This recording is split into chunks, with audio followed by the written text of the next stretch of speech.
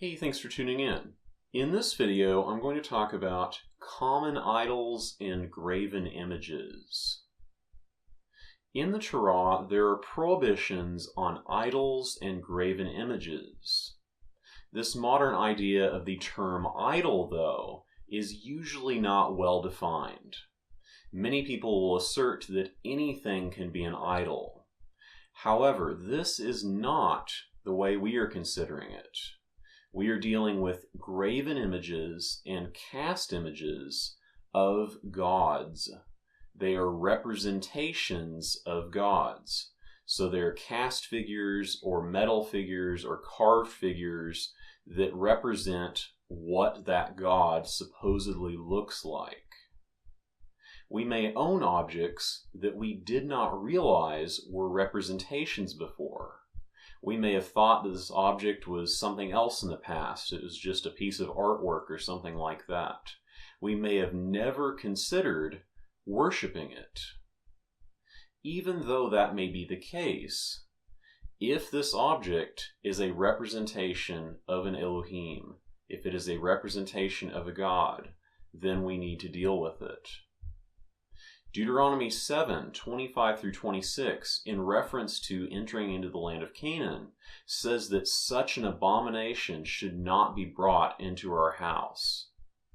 While many other verses that talk about these objects refer to them in worship, this passage is only in the context of desiring it for its silver and its gold, desiring its value, not in the context of worship. And bringing them into our house, according to this command, brings a curse upon the one bringing it in.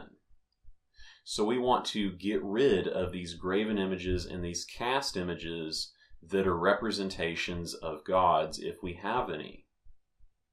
Now, if we're first getting into this, this may seem kind of odd to us because we probably haven't placed much emphasis on these sorts of things in the past, that it may have seemed somewhat insignificant to us before.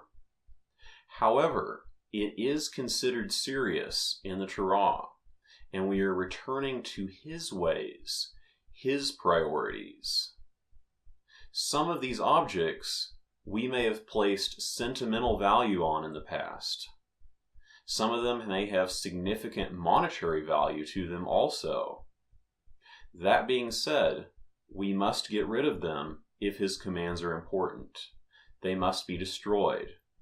Let's make sure that we are considering Deuteronomy 7:25 through 26. So I invite us to go through our possessions and evaluate them. There may be some things that we may own that we didn't even realize were representations of gods.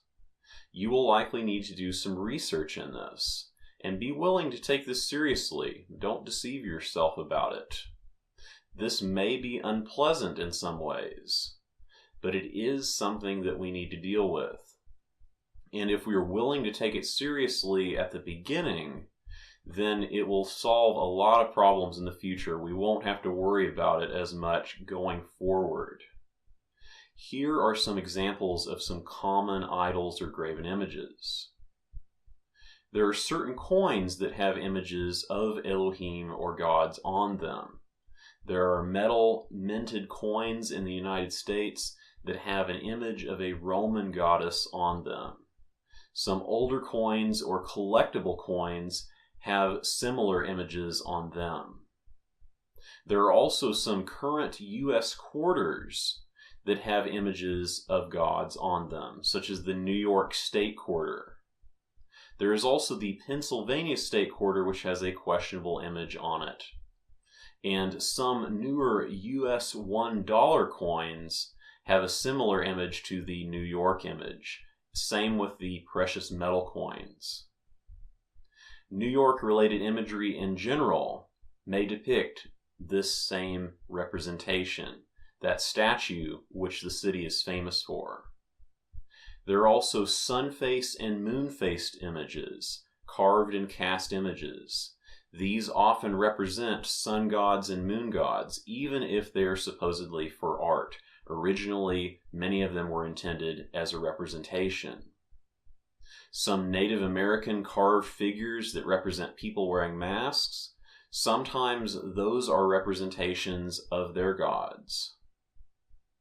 Goodyear tires have an image of a god's foot molded onto them, and some Honda motorcycles have cast images of the wings of a god on them.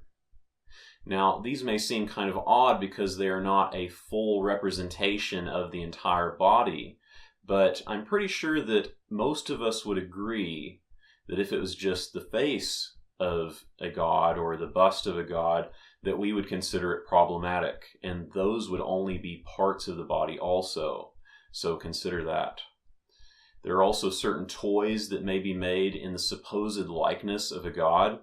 A current example of this is a particular superhero that is supposed to be a Norse god. Also, certain Catholic and Christian images, carved images and cast images, depict people that are worshipped as gods in carved or cast form. There are certainly other examples, and you may need to do some research about any questionable items that you find in your possession. And to clarify, this is not an issue of pagan imagery. This is not an issue of occult imagery. And this is not an issue of symbols or text or numbers. We do not want to confuse this command with issues of things that we personally do not like or that we personally do not feel comfortable with. Instead, we are specifically talking about representations of gods, graven images and cast images. These are graven figures and cast figures that are supposed to represent a god, such as carved depictions of gods or cast metal depictions of gods, like the golden calf, for example, one of the most famous examples probably. Some people confuse this issue and start overgeneralizing it to quote-unquote pagan imagery. Just because something is associated with another religion or otherwise seems troubling does not mean that it is a representation of a god. Therefore, it does not mean that this command applies to it. We want to make sure that we are considering what we are doing, that it is the command that we are enforcing. Now, it makes sense if we have something questionable that we would probably want to get rid of that we would want to be careful, but we do want to know what we are doing, why we are enforcing it. We are getting rid of representations of gods. It's not just about personal comfort or preferences. So I encourage you, even if you've done this before, even if you have considered this and have been concerned with it actively, that you might go ahead and kind of reevaluate some things. Go and check and make sure there's not something that you've been overlooking. This is something that's important enough to remember from time to time and look into. And since we're talking about it right now, this is a good opportunity to reevaluate that, to think, has there been anything that I've been overlooking? Have I maybe forgotten to check somewhere for something? And maybe you might remember something or notice something that you didn't notice before. So make sure that you do that since it is on your mind right now. Thanks for watching, and remember the commands. Shalom.